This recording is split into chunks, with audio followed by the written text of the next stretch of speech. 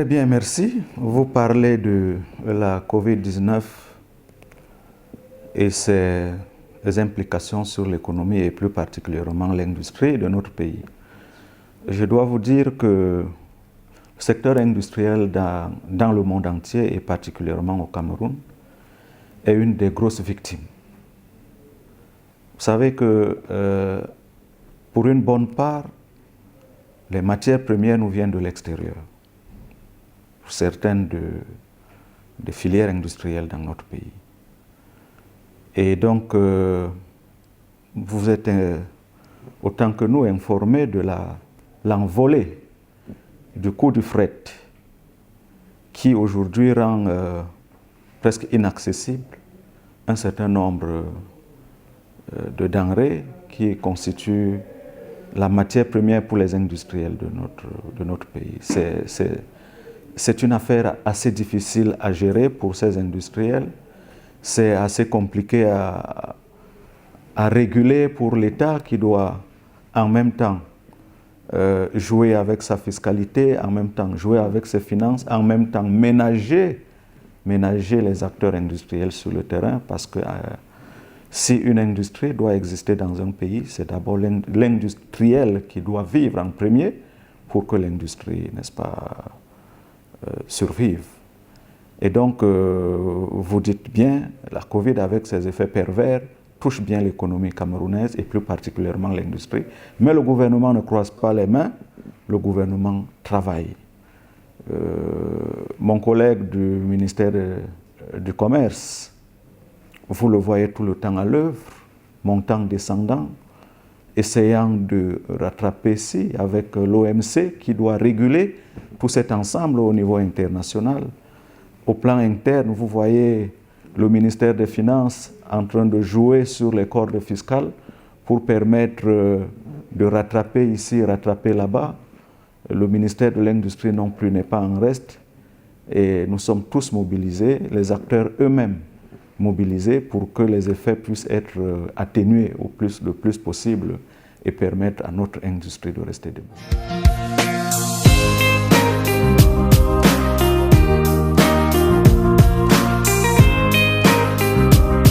Alors écoutez, la politique d'industrialisation dans notre pays, elle est déjà une volonté du président de la République qui a été affichée dès l'entame de son mandat courant.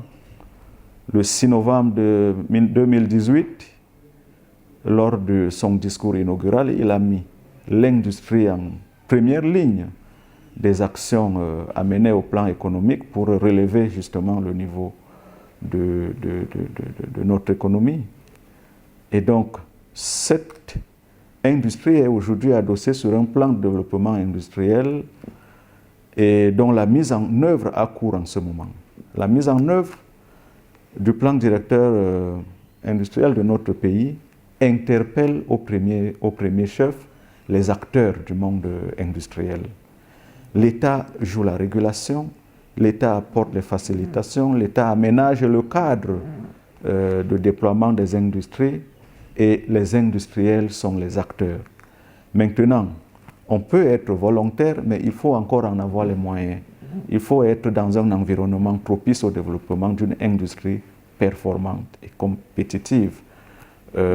C'est pour cela que d'autres partenaires dans ce projet sont sollicités, les partenaires financiers, les partenaires techniques, pour permettre de renforcer justement la capacité de ceux des acteurs qui sont déjà implantés et se projeter vers l'avenir en développant le plus amplement possible notre tissu industriel. Voilà.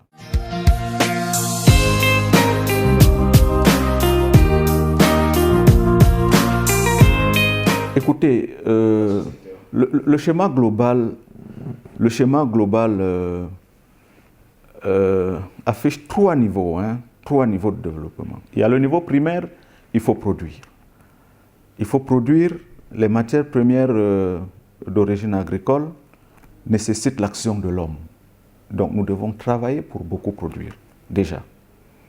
Mais lorsque nous avons donc produit, il faut pouvoir accroître la valeur ajoutée. Vous parlez bien de valeur ajoutée, votre chaîne elle-même. Donc il faut accroître justement cette valeur ajoutée par la transformation. La transformation des produits est cette action qui permet d'ajouter de la valeur justement aux produits primaires. Les produits primaires étant ceux, comme je l'ai dit, d'origine agricole, ils peuvent être tirés des ressources naturelles. Nous avons les forêts, dont le produit primaire est le bois en grume. Mais maintenant, il faut aller au-delà du bois en grume. C'est pour cela que le Cameroun, en même temps que ces pays frères de la zone CEMAC, se sont mis ensemble pour, dès l'année prochaine, 2023, d'ailleurs même que le protocole prévoyait que cette politique commence à être appliquée cette année 2022, l'interdiction de l'exportation du bois en grume. Au moins qu'un début de transformation se fasse pour permettre d'accroître la valeur ajoutée à ces produits primaires, pour permettre justement de multiplier les opportunités d'emploi pour les jeunes, tout autant que les possibilités, j'allais dire, pour l'État d'engranger au niveau fiscal et puis le monde économique en général. Vous savez, là où il y a une activité économique, chacun tire son petit compte, autant les populations riveraines, autant l'État, autant les acteurs eux-mêmes que tout le monde. Donc, tant que les produits partiront à l'état brut, à l'état primaire, nous ne porterons pas comme nous souhaiterions le faire. C'est-à-dire que le travail sera transporté vers les destinations où les produits primaires vont être transformés. Donc, pour tout dire, quel est notre rôle là-dedans? Notre rôle est de nous situer au niveau secondaire, pour permettre d'accroître la valeur ajoutée des produits primaires afin de permettre au troisième niveau, qui est le tertiaire, n'est-ce pas, qui est la distribution, le commerce, de disposer des produits de qualité pour un marché qui se veut être compétitif. Sinon, vous aurez bien produit, mais la concurrence de l'extérieur vous dominera. Alors notre rôle au milieu est de permettre de moduler cette pédale pour que le Cameroun retrouve sa juste place sur la bourse nationale et mondiale, africaine et mondiale. Voilà.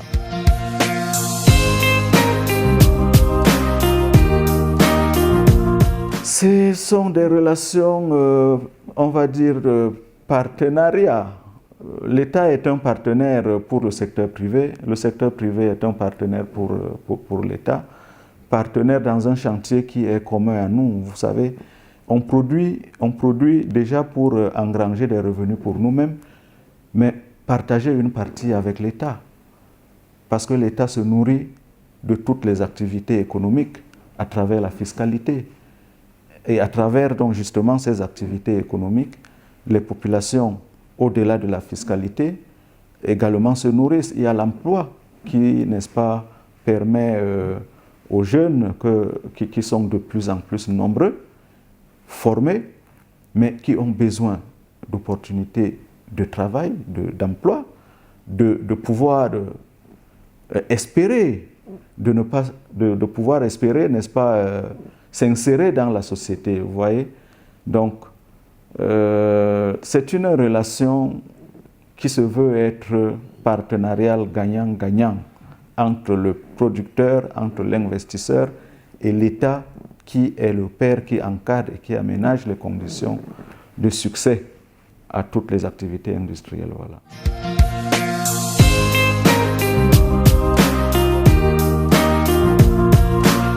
Les titres miniers sont délivrés à des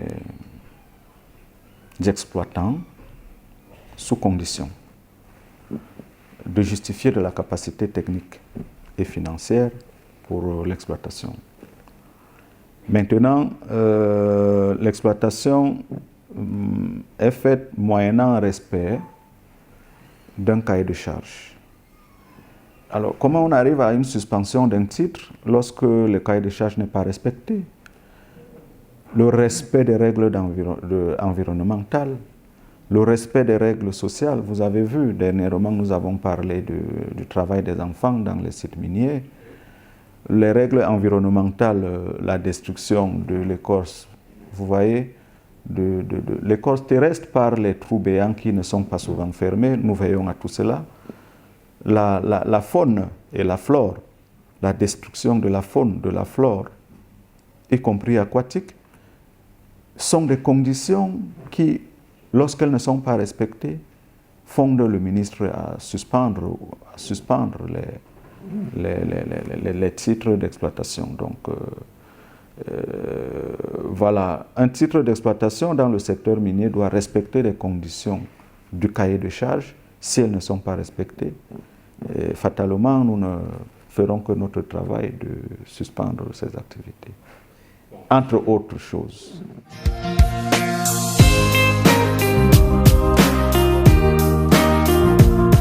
C'est quoi d'abord l'import-substitution? Alors, vous importez, écoutez, vous voyez, aujourd'hui, l'exemple le plus patent va être celui d'une matière première que nous côtoyons tous les jours. Laissons le clinker qui est un peu plus loin, mais voyez, prenons celui que nous côtoyons tous les jours, tous les matins, chaque jour dans nos ménages. On mange le pain dans 80% de ménages au Cameroun, à peu près, sinon 60 à 70%. Dans les centres urbains, on mange du pain tous les jours. Mais le pain est fait à base de blé. Mais le blé n'est pas cultivé au Cameroun, il est produit ailleurs. Voyez-vous? Le blé est produit ailleurs, mais il doit être importé pour être consommé au Cameroun. Mais la question est de savoir comment on fait pour manger du pain sans importer du blé. Nous mettons en place les batteries de mesure locales au niveau national pour permettre que soit le blé lui-même soit produit au Cameroun, soit que du pain qui ne soit pas fait que de blé soit aussi consommé au Cameroun. On pourrait substituer donc le blé à autres produits disponibles au Cameroun, au plan national, pour obtenir donc le pain-là, qui est un produit essentiel pour la consommation de masse au Cameroun. Donc, tout ça mis ensemble constitue donc cette politique d'import-substitution. Il est donc question à l'intérieur de se mobiliser pour produire ce que nous importons et pour pouvoir donc transformer ce que nous avons produit et obtenir, n'est-ce pas, les produits secondaires issus justement de cette production locale.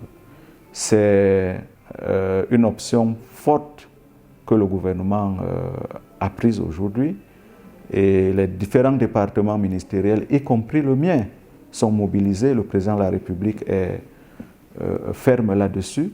Nous travaillons en ce moment pour que cette politique d'import-substitution ne soit pas que de 20 mots, qu'il soit une réalité vécue dans notre pays pour le bien de notre économie.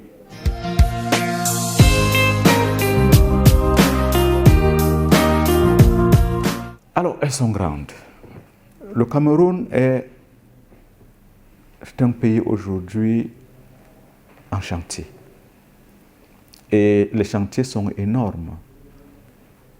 Le mandat que porte actuellement le président de la République est placé sous le sceau de grandes opportunités.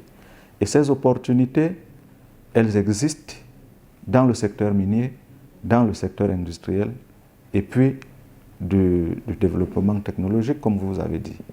Les chantiers qui sont les nôtres, en tout cas ceux portés par mon département ministériel, sont dans le très court terme à mettre en valeur nos ressources naturelles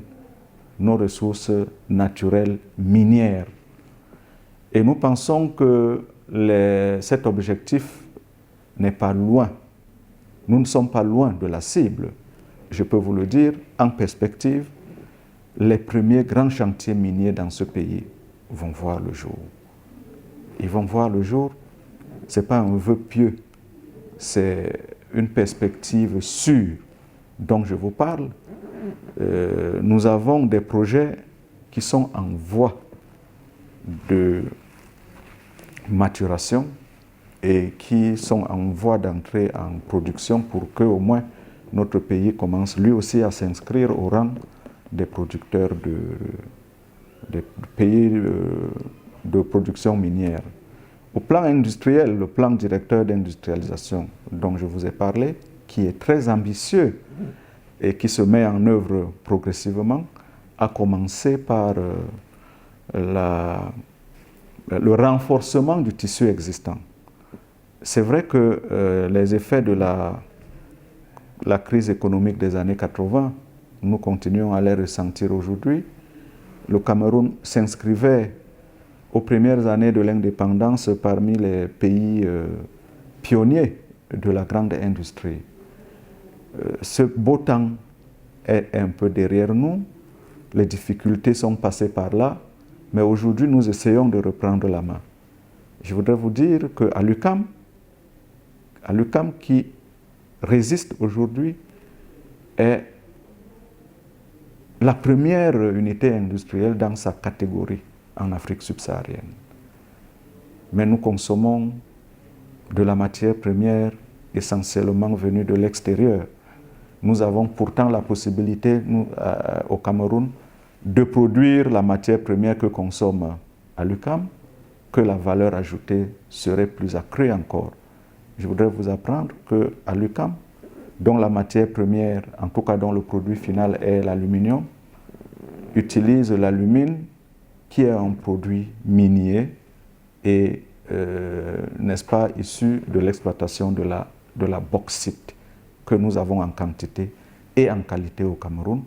Donc les perspectives sont pour nous prochains, les objectifs ne sont pas très loin de nous pour pouvoir enfin disposer au Cameroun des conditions d'exploitation, de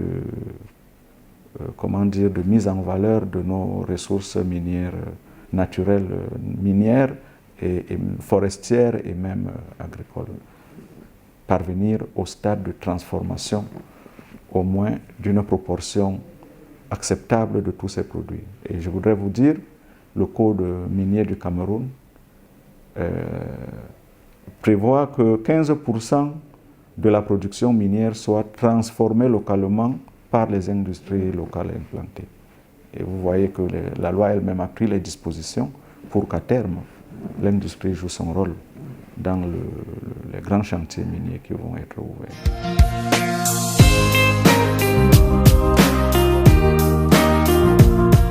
Vous remercier, vous féliciter et encourager ce que vous faites, qui va dans le sens des actions citoyennes que nous attendons justement de la presse comme vous. Nous voulons que ce relais soit utile à promouvoir, en tout cas porter au-delà, déjà à l'intérieur et au-delà de nos frontières, ce que le gouvernement fait dans la promotion de l'industrie, dans la promotion minière, dans la promotion du développement technologique et autres secteurs dans notre pays, et sous la très haute impulsion du président de la République. Je vous remercie pour cela et je vous attends toujours et toujours, à chaque fois que vous pensez revenir par ici, pour un échange dans le sens de ce que nous faisons. Merci. Merci beaucoup.